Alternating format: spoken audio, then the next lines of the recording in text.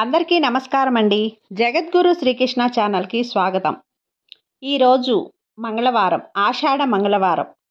నవరాత్రులు ఆషాఢ మాసంలో వారాహి నవరాత్రులు జరుపుకుంటున్న 4వ రోజు. ఈరోజు వారాహి అమ్మవారి పూర్తి కథను, అలాగే అమ్మవారి ఆషాఢ నవరాత్రుల గురించి ఎవరైతే పూర్తిగా తెలుసుకొని వింటారో వాళ్ళకి సకల శుభాలు కలుగుతాయి.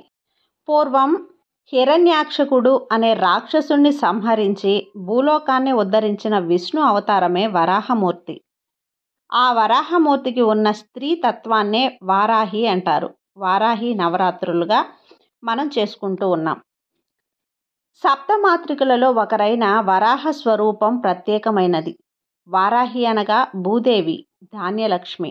ఈ తల్లి తన చేతుల్లో నాగలి, రోకలి ధరించి ఉంటుంది. వీటిల్లోకి ఆంతర్యం ఏమిటంటే, ఎలాగైతే రోకలి ధాన్యం నుంచి పొట్టును వేరు చేస్తుందో అలాగే ఈ తల్లి కూడా మన జన్మాంతరాల్లో చేసిన కర్మలను మన నుంచి వేరు చేస్తుంది.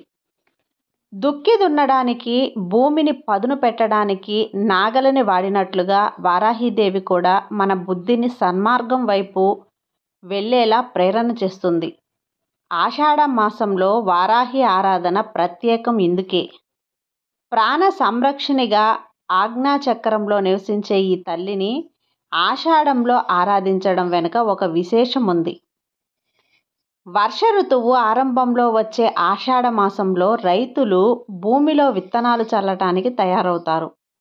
దేశం ధాన్యంతో సుభిక్షంగా ఉండాలని ధాన్యలక్ష్మి స్వరూపమైన వారాహిని ప్రార్థన చేయటం జరుగుతుంది. ఉగ్రం కాదు, శాంతమూర్తి వారాహిదేవి. ఉగ్రంగా కనపడినప్పటికీ తన భక్తులను కంటికి రెప్పలా కాపాడే కన్నతల్లి. ఈ ఆషాఢంలో వారాహిదేవిని ఆరాధిస్తే జీవితంలో ఎదురయ్యే అడ్డంకులన్నీ తొలగిపోతాయని, శత్రుభయం ఉండదని, జ్ఞానం సిద్ధిస్తుందని, దిష్టి దోషాలు తొలగిపోతాయని, శత్రుపీడలు ఉండవని భక్తుల విశ్వాసం. శివుడికే క్షేత్రపాలిక వారాహి. సాధారణంగా అనేక ఆలయాలకు క్షేత్రపాలకుడిగా పరమశివుడు ఉండటం మనకు తెలుసు. కానీ మోక్ష ప్రదేశమైన కాశీకి క్షేత్రపాలికగా వారాహిదేవి అవతరించి ఉంది. కాశీ పట్టణంలో అమ్మవారు నీలి రంగులో దర్శనమిస్తుంది.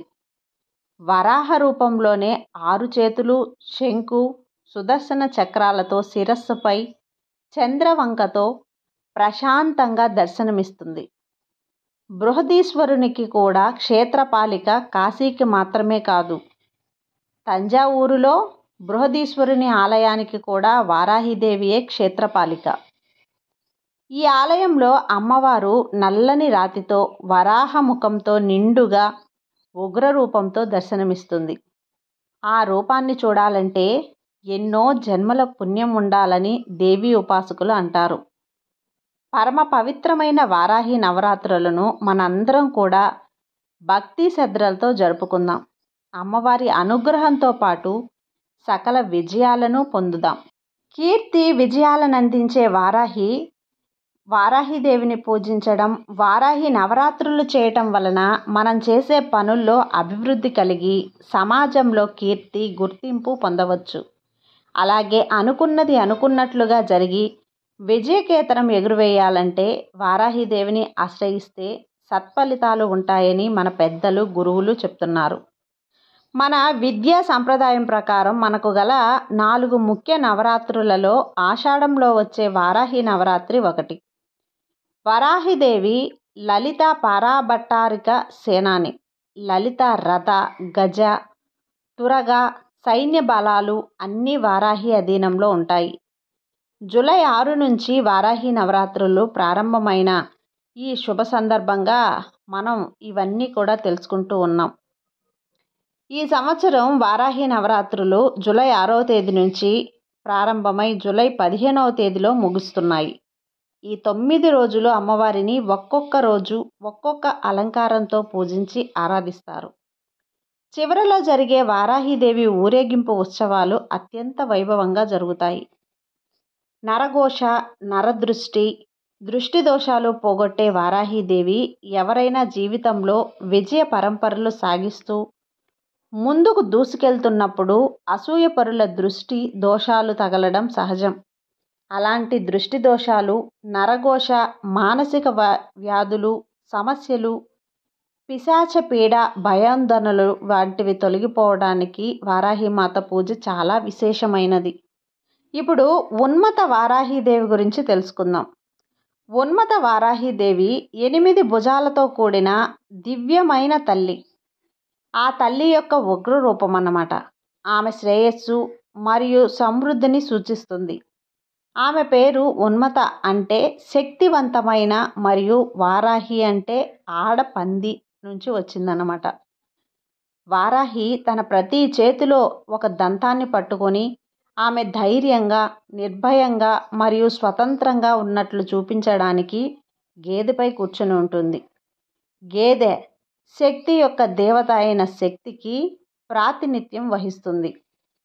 ఈ అమ్మవారు గేదె మీద కూర్చొని ఉండడానికి కారణం ఉంది. ఎందుకంటే ఈమె ఒక దున్న వంటి ధైర్యాన్ని సూచిస్తుంది. ఇది తన పిల్లలను రక్షించినప్పుడు అతి తీవ్రంగా పోరాడుతుంది. ఉన్మత్త అనే పేరు సంస్కృత పదం మాత నుండి ఉద్భవించింది. ఇది దీని అర్థం కష్టాలు వచ్చినా ఎప్పటికీ విడిచిపెట్టని తల్లి అని అర్థం. ఉన్మత్త పార్వతి అంటే వారాహీదేవి మహాలక్ష్మి రూపంలో దక్షిణాముఖి ముఖంగా ఉండి చుట్టూ 8 జల వనరులు, తామర పువ్వుల ఆమె ఎడమ చేతిలో కమలాన్ని పట్టుకొని ఉంటుంది. ఈ తల్లి భక్తులకు ఆరోగ్యం మరియు ఆరోగ్యాన్ని అనుగ్రహించే దివ్యమైన తల్లి. తాంత్రికులకు ఇష్టమైన దేవత వారాహిమాత. అందుకే ఈమెను రాత్రి వేళల్లో పూజిస్తారు. వారాహిమాత ముఖ్య దేవతగా ప్రతిష్ఠించిన కొన్ని ఆలయాల్లో దర్శనం సైతం రాత్రి వేళల్లోనో తెల్లవారుజాముల్లోనో మాత్రమే ఉంటుంది. దేశంలోని వివిధ ప్రాంతాలలో ఈమె ఆలయాలు ఉన్నప్పటికీ చౌరాసి, వారణాసి, మైలాపూర్లలో ఉన్న ఈమె ఆలయాలకు ప్రాధాన్యత ఎక్కువ. శత్రుభయం ఉండదు. లలితాదేవికి సైన్యాధిపతిగా వారాహీదేవిని వర్ణిస్తారు. అందుకే ఈమె ప్రస్తావన లలితా సహస్రనామాల్లో కూడా కనిపిస్తుంది. ఆ లలితాదేవి తరపున పోరాడేందుకే కాదు, భక్తులకు అండగా ఉండేందుకు కూడా ఒక గొప్ప యోధురాలుగా నిలుస్తుంది వారాహీదేవి. ఈమెను ఆరాధిస్తే జీవితంలో ఎదురయ్యే అడ్డంకులన్నీ తొలగిపోతాయని, శత్రుభయం ఉండదని, జ్ఞానం సిద్ధిస్తుందని, కుండలిని శక్తి జాగృతమవుతుందని తరతరాలుగా నిలిచి ఉన్న నమ్మకం. వారాహీదేవి పేర ఉన్న మూల మంత్రాలను, అష్టోత్తరాలను పఠిస్తే సకల జయాలు సిద్ధిస్తాయి. కాబట్టి ఈ నవరాత్రులలో ఎవరైనా సరే పూజ చెయ్యలేని వారు మూల మంత్రాలను పఠించండి. అమ్మవారి మూల మంత్రాలను పూజ చేస్తున్న వారైనా సరే అమ్మవారి మూల మంత్రాలను పఠించి అమ్మవారిని ఆరాధిస్తే తప్పకుండా జీవితంలో మీకు అంతా విజయమే కలుగుతుంది. ఈ నవరాత్రులు 4వ రోజు ఈరోజు. ఇక నుంచైనా సరే ఇప్పటి వరకు చేయని వారు తప్పకుండా అమ్మవారి నవరాత్రులు కనీసం 3 రోజులైనా పఠించండి. అంతా మంచి జరుగుతుంది. ఈ కథ మీకు నచ్చినట్లయితే లైక్ చేసి సబ్స్క్రైబ్ చేయండి ఫ్రెండ్స్. మరికొంతమంది భక్తులకు షేర్ చేయండి. సర్వే జన సుఖినో భవంతు. జై వారాహి మాత.